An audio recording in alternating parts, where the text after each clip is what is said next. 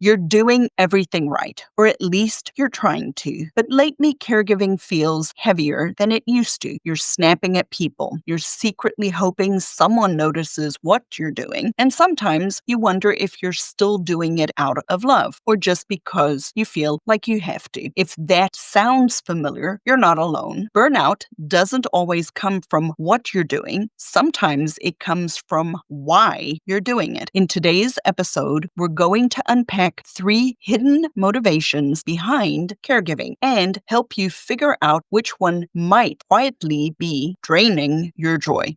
Hey, Christian care companion. Welcome to Dementia Caregiver Support for Christians, the podcast that walks with you through your dementia care, bringing you peace, purpose, and God-honoring relationships along on your journey. If you've ever felt like you're the only one figuring this out, you're not. And if caregiving feels more like surviving than anything else, there is a better way. This podcast helps you to reframe dementia through a biblical lens, so you can walk this path with clarity and grace. So if you're a Christian spouse, the adult child, or an overwhelmed family caregiver, you are in the right place and you don't have to walk this alone. And if you haven't yet joined us for one of our free monthly workshops, registration is now open for the next workshop on Saturday, June the 14th at 12 p.m. Eastern. It is live and it is very interactive and will give you 3 ways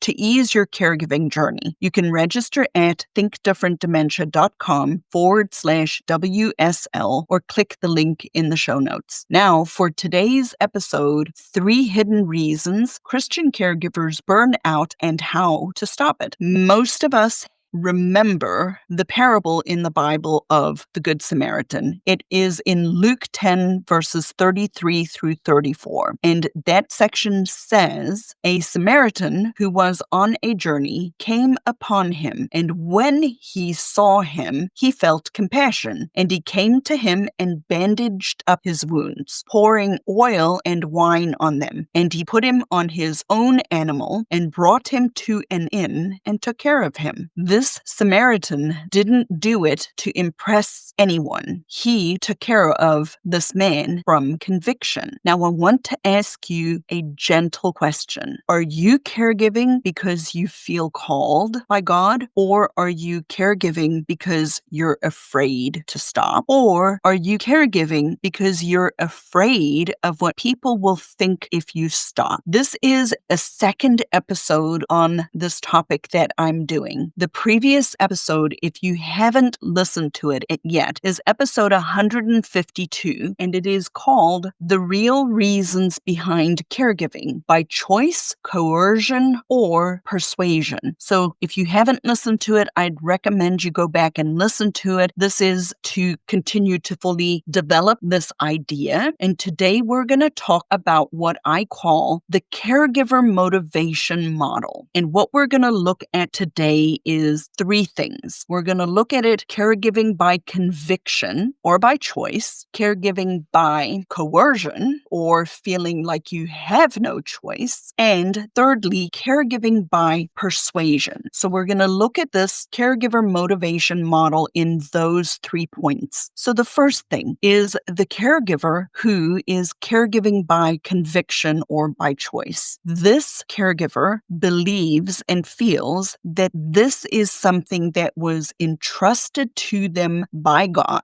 And by God's grace, they will be able to navigate this journey with everything that they need for this journey. That is their goal. And it comes from a spirit of understanding that nothing comes to us by chance, and that it is God's providence and his sovereignty that brings certain things into our lives, even when they're not fun. So you might be caregiving from conviction if you do feel stress or stretched, but you're not depleted and you feel like you can say no and not feel guilty about saying no. You feel peaceful and or contented even when things are hard, and you're not offended when people don't notice what you're you're doing. Colossians 3 verse 23 says, whatever you do, do your work heartily as for the Lord and not for people. As well as Galatians 6 verse 9, let us not become discouraged in doing good, for in due time we will reap if we do not become weary. I know we're not perfect. I know that for a fact, but you're steady. You're steady in this season in your life because it is a season. It is a caregiving season. It's kind of like, when you had littles in the house, you weren't sleeping. The baby just came home from the hospital, and every 2 to 4 hours you were up at night. It was a season. It was a, season in your life. And caregiving is a season in your life. When you are caregiving by conviction, you're serving the person you're caring for from overflow and not just obligation. So you feel like you have control and have made a conscious decision to assume the role of a caregiver. I'll never forget, many years ago, I had a client and I knocked on the door, and when they finally opened the door, what struck me so obviously were these words, I don't have a choice. And I actually told her, I'm like, you do have a choice. You do have a choice to be a caregiver. And when you make that active decision, because it is a decision, when you make that active decision by conviction to be the caregiver of a person, whether it's living with dementia or any other particular situation that we find ourselves in as a caregiver, it radically changes the outcome of your journey. And this is actually the first phase of the Think Different Dementia way that I take my clients through, because I've realized the longer I'm doing this, if a person is not fully committed or convicted, you can use either word interchangeably, if a person is not committed to being the caregiver, and I'm not saying throw yourself under the bus, I'm not also saying that you have to be the 24-hour caregiver, but what I am saying is when you are committed, when you are convicted that you are the caregiver, that changes your entire journey. So that's the first one, caregiving by conviction or commitment. The second motivation that we have or can have as a caregiver is caregiving by coercion. And that was the situation that person was expressing to me the day they opened the door for me when they said, I don't have a choice. She felt coerced into being a caregiver. What that kind of looks like is this thought: if I stop, everything is going to fall apart. There's no one else who's going to do it. This is caregiving from a fear-based lens. This is caregiving when you have not truly taken on and assumed the role of being a caregiver who is committed. These types of caregivers might look like this. You might be caregiving from coercion if you feel like you're trapped, like you don't have a choice. You say yes, but then you're bitter about it or resentful that you're the caregiver. You might feel or believe you're the only one holding this whole thing together, and you may feel constant fear that if you let go, you're going to be a failure, that it is a failure if you don't do the caregiving, if you're not involved. There is a very good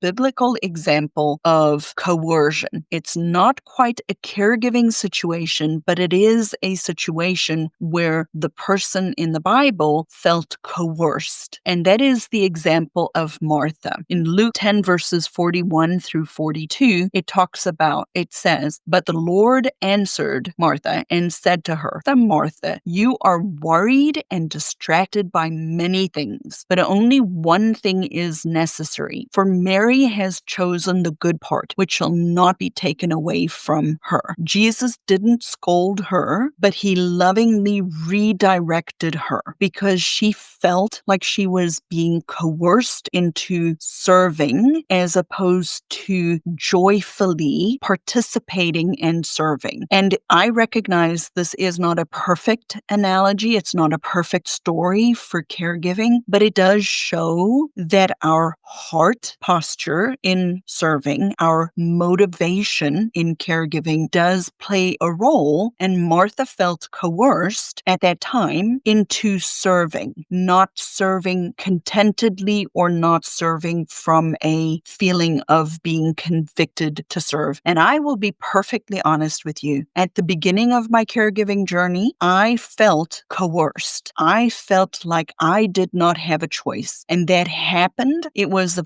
part of the stage that I had to go through in order to actually assume the role of being a caregiver, where I committed and was not and became a caregiver by conviction. But right at the beginning of my own journey, I did feel coerced, and it's okay. The reality is most of us do probably at the start of our journey feel like we don't have a choice in the matter, but we actually do.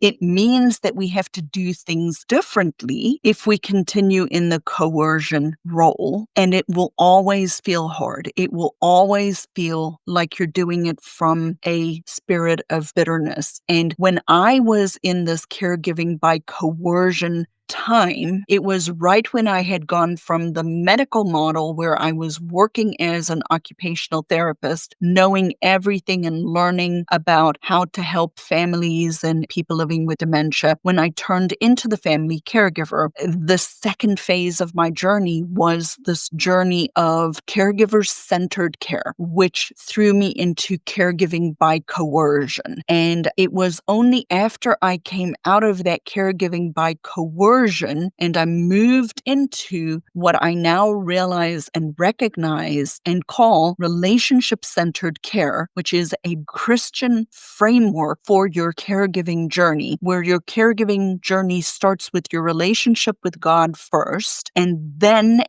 only your relationship with the people that you are caregiving with and for, right? And so I know that I took this step myself. I was first a caregiver by coercion, and now I am a caregiver by conviction and by commitment. I've committed to this journey. It meant we made different decisions, but I have no regrets. I have absolutely no regrets, because 2 Corinthians 3 verse 17 says, where the Spirit of the Lord is, there is freedom. And so I have freedom. I have freedom to know that it is not my job to save the people that I am providing care for. It is my job to steward this whole entire process, both for my dad, because my mom has passed away, as well as stewarded within my life and with my marriage and with my children and with starting this business and helping people just like you through this process. And because I'm a steward, this has set me free. It is such a wonderful, wonderful feeling to know that I am now able to caregive by conviction and not by coercion anymore. The third one that we're going to look at is what I call caregiving by persuasion. This is the person who is a caregiver because they don't want to disappoint anybody, or they want to be seen as the good one. This is a person who is focused on image-driven caregiving, or might be a caregiver by persuasion because the person they're helping is in the hospital and now the healthcare system has persuaded them to take ownership of the caregiving journey, and they have not committed. And it's not quite the same thing as feeling coerced, because sometimes persuasion turns into coercion for sure. But this is oftentimes the person who is caregiving because they are concerned about what other people are going to think. Now, you might be caregiving persuasion if you feel crushed when nobody else notices what you're doing. You are over functioning and silently hoping somebody's going to see what it is that you're doing. You might constantly be comparing yourself to other people, and or you may be resentful and then feel guilty for feeling resentful. Another biblical example, and it's not a caregiving example, but another good example example of persuasion is the example of King Saul in 1 Samuel verse 15, where God commanded Saul through the prophet Samuel to totally destroy the Amalekites and everything and everyone. Saul obeyed part of the command, but he kept the best livestock alive. And when Samuel arrived, Saul pretended everything was fine. He just pretended. He said, I have carried out the command of the Lord. This is in 1 Samuel 15, verse 13. But Samuel saw through it and replied, Has the Lord as much delight in burnt offering and sacrifices as in obeying the voice of the Lord? Behold, to obey is better than sacrifice, and to pay attention is better than the fat of rams. Then Saul's real motive came out. He said, I have sinned, but please honor me now before the elders of my people and before Israel, and go back with me so that I may worship the Lord your God.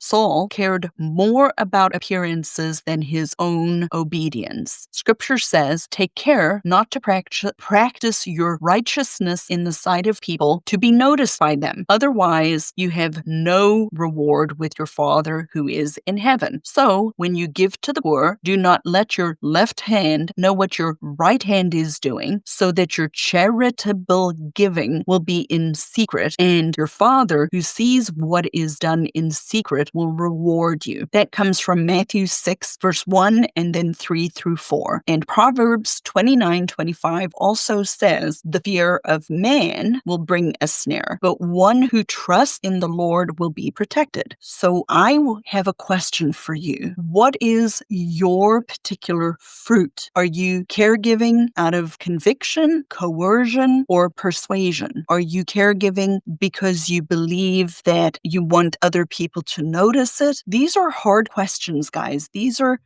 not easy things, and there is no right or wrong. This is just to show us our heart, because caregiving is absolutely a part of our sanctification process. And when I think of my caregiving journey, I have one purpose, and truly that is to glorify God and enjoy Him forever through this journey. That's what makes what we do here different, because we're not caregiving from the world's lens. We're caregiving through the lens of eternity. And that is what I really want you to take away from these podcast episodes. So if your caregiving were a tree, what kind of fruit would it be bearing? Are you quietly peaceful? Are you bitter and burned out? Are you serving with commitment because you really have sat with this and thought through what it means to be committed to this process? Or are you caregiving out of fear, out of the fear of man, or the fear of the unknown? Or are you caregiving because you recognize it is a part of your calling and your walk with the Lord? Or are you caregiving from pressure? There is good news, though. There's always good news. You can shift. I did. I went from a coerced caregiver to a committed and convicted caregiver. I have no shadow of a doubt that I am doing the right thing. My husband is 100% on board that we need to do this, because we are the only godly influences in my unbelieving dad's life. I pray for him every day that the Lord will change his heart. And so I know we can shift. I know you don't have to scrap everything. I know you just need to stop and look at what your motivation for caregiving is. Are you caregiving from conviction? Are you caregiving from coercion? Or are you caregiving from persuasion, and persuasion because you want the recognition from the world that this is what you're doing? So if you recognize or you realize that you've been caring out of fear or people pleasing, it's not the end of the world. We are all broken and we are all sinful. And sometimes we have to repent and turn towards the Lord and say, Lord, forgive me. I repent. And that was was the error that Saul made. He never repented. He was just trying to get out of it, which is really the problem that all of us really have. If you think about it, we're just trying to get out of it. Every single sin we commit,